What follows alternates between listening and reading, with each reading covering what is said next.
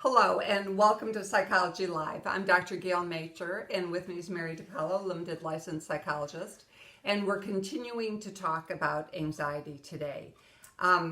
We were kind of kidding before we went on air that maybe our YouTube series will become famous long after we're gone. Yeah, like 100, 200 years from now. And it'd be like, really?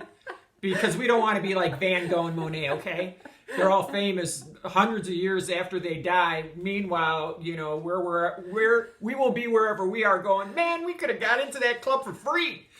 So tell all your friends to watch. But anyway. Now, here's the thing I wanted to say about anxiety to kick off this show. I like to refer to all the work we do with clients as it pertains to anxiety is dysfunction interrupted. And I like to oftentimes get into the power of negative influences in our lives because we do all kind of crap on a daily basis to feed the beast of our anxiety, and we're not even aware of it. Okay, and what are you referring to? I'm referring to all the habits and methods we employ from the moment we wake up in the morning till we go to bed at night, and we're oblivious to what we're doing to make our day go not only catawonky in its way, but our thoughts to be more negative than positive, to be more against ourselves and more negative towards our view of ourselves, other people we're in relationship with. So what we end up doing is develop like a major negative Nelly mentality without even realizing that that's what we've done. So one of the reasons that mindfulness has become so popular over the last few years is because it's exactly what you're talking about. We've said before that thoughts are habitual. We just fall into a pattern of thought and we stay there. Mm-hmm. When we become mindful, we stop and we think about our thoughts and we see where they're going. So what Mary's referring to with all of the negative thinking that does feed the beast, if we can just stop and catch our own thoughts and reframe them, then we don't have to stay in that constant state of anxiety. A lot of people wake up with anxiety, they have it all day, and they go to bed with anxiety. Right. How about grabbing it and maybe doing something different, having a different thought, changing your routine up? This morning when I was at church, the pastor was talking about having a place and a time where we go to look at God's Word, the separate place. And you might want to change it up at times. But I was thinking about that whole idea of just going to a separate spot where you close off other things to do something positive, like to study God's Word. And suddenly your thoughts aren't on that rabbit train of all the negative thoughts because you're focused in on something else. So it's like you're giving your mind a break and you're breaking the habit of the negative thinking by focusing on something that's positive. And the thing about human nature is it's so easy not to do that. We just stay on the bunny trail. But if we just stop and give ourselves something positive, it makes a big difference. It can be reading something positive. It can be listening to positive music. It can be talking to a friend. There's so many things we can do, but it's stopping to do that.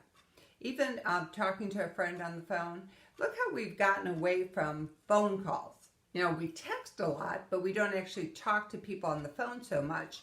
But yet if we talk to a friend, a healthy friend, then we feel better. Mm-hmm. It's like it breaks the thought pattern, so we feel better.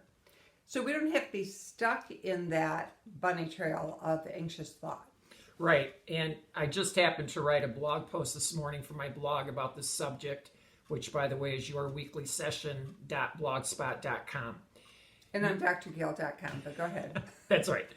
So we have to learn how to be able to observe and pay more and better attention to what we do that takes us down the roller coaster and into the pit. Mm-hmm. And I use in that post two scenarios of a young guy and how his day goes from the moment he wakes up, and another person, a woman, what her routine is when she wakes up. And they couldn't be more different as night is from the day. I mentioned in that blog post how when I was 18, one of my best friends was a smoker. And whenever I'd spend the night at her place, the first thing she did as soon as she opened her eyes was feel for the cigarettes, take one, put it in her mouth, and light it. Now, last time I checked, and even back then I knew, this ain't like taking no vitamin C, just saying. To have a cigarette, the first thing you do when you wake up, now it's a vape pen, whatever it would be. But the bottom line is she never at that time, I guarantee you, never, ever, ever at that time thought that taking that cigarette was a bad thing. She thought it was a good thing because she liked smoking and the way it made her feel. And it was part of her habit. Right. That's what she did. She woke up and had a cigarette. She wasn't stopping and thinking, is this healthy for me or not? It's just what I do. Right. And those are the type of behaviors that we have to become consciously aware of.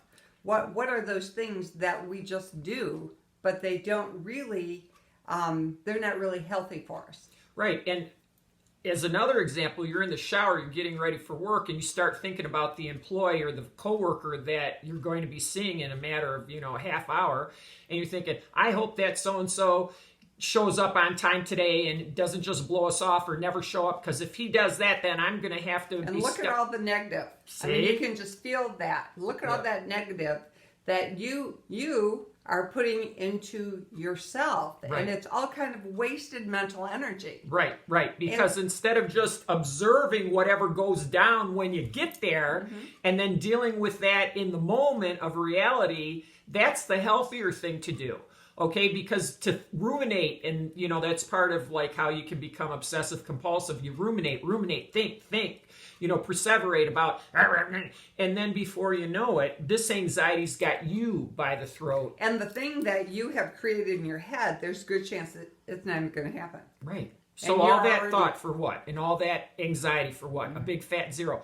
And every time I've confronted a client in the office about something that they just got done telling me about, I go, so how many minutes or hours did you figure you wasted on that subject yesterday? Because it's usually hours. And one of the things we tell them is an assignment to help them get their acts together this way is say, hey, if you want to be anxious or start freaking out today, you say to yourself, nope, I'm saving that for my time tonight, because you designate, maybe it's 15 minutes, even a half hour, between 10 and 10:30. You can freak out all you want, but that's the only time you're allowed to do it.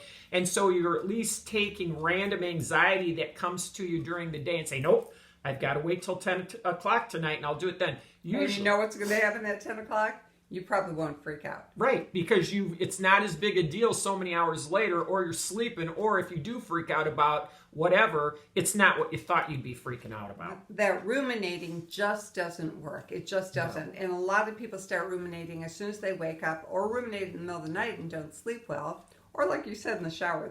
That's funny. I often hear about people creating these big scenarios in their head about the conversations that they're going to have with someone in a negative way. That never even happened. Right. We got to get out of this thing of like, we got, remember those 8-ball things when you were a kid and you go, am I going to be married? And then it turned to go, definitely not. The thing that I think we all struggle with is we want to be our own, fortune teller / psychics. Like, this is called mind reading and fortune telling when it comes to cognitive distortions. So we build up all these thoughts and ideas and scenarios in our head before they actually occur. And then what ends up happening, if it's negative, whatever we were thinking and imagining, and it doesn't happen, now we're even more upset because we know we thought about it too long. But if it's positive, then it's an unfulfilled fantasy and we're disappointed. I can't read our timer, but I think we're almost done. It's at 8:49. Really? How could you see that? 2 more minutes. Because I've got glasses on. I put mine on, can see. But anyway, it's something to think about when you start going into that negative conversation in your head with the imaginary person that you're going to have it with.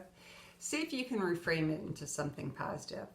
Love covers a multitude of sins. So if you have angst with somebody at work, say, what if you went in and complimented them on something? What if you went in with a positive attitude? What if you went in and said, hey, sorry that we had some tension between us yesterday? What if you reframe the whole thing? Because if you do, you feel so much better. Internally, you don't have all that angst inside of you. Oh, go ahead. I know you want to say something. Or you can quit. Get another job that's better. That might be necessary sometimes. That's right. But many times, it's with a positive, we can spin a whole negative dynamic in a relationship just by being positive. It's human nature to want to say this and get your word in, da da da da da da da. But does it really work for you? Does it really work for you? Yes, we want to be honest about things. There's no question about that. We have to tell the truth about things. But often we can find a positive framework when we're dealing with someone that we have angst with. Obviously, sometimes we can't, but there's a lot of times that we can. And you save yourself all that negative thought when you wake up, in the shower, on your way to work, all of that, by instead trying to come up with something positive. Something that I often do when I'm going in an anxiety-provoking situation, I'll think, God, just love these people through me. Just show them love through me. So it's like I toss it over there so that I don't have to stay in what I think they said, what they didn't say, what they could be thinking, which of course we have no control over, right. And we really don't know anyway. We need another show on this, and it is time to go. Okay, well, we're so glad that you watched us, and we will see you next time. Next time. Bye-bye.